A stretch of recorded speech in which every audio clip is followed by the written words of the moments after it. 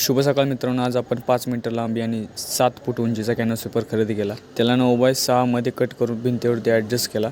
त्यावरती आपण पेंटिंग करणार आहोत ॲक्रिलिकमध्ये. त्याची पहिल्यांदा पूजा करून घेतली आणि आउटलाईनला सुरुवात केली. याच्यावरती मी माझ्या आजोबांचं पेंटिंग करणार आहे.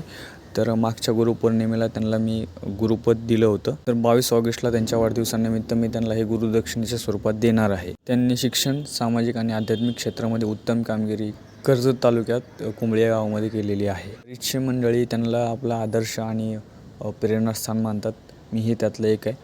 मोबाईल पकडून शूट करण्याच्या गडबडीत आउटलाईन चुकली आणि चूक महागात पडली, कारण कॅनव्हास पेपरचा सरफेस रफ असल्यामुळे इरेज करायला फार कठीण जात होतं.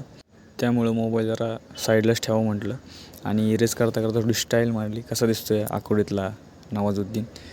तर असो, आपण डेली व्लॉगप्रमाणे आपण पेंटिंगची प्रोसेस डेली अपलोड करणार. त्यांचे विचार डोळ्यासमोर ठेवून हे पेंटिंग पूर्ण करण्याचा प्रयत्न करणार आहोत. येणाऱ्या व्हिडिओमध्ये माझ्या पेंटिंगमध्ये होणाऱ्या चुका आणि तुमचे काही सजेशन असतील तर मला कमेंट सेक्शनद्वारे कळवा.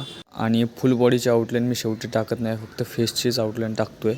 फुल बॉडीची आउटलाईन पुढच्या येणाऱ्या व्हिडिओमध्ये आपण बघूच. भरपूर शेअर करा. धन्यवाद.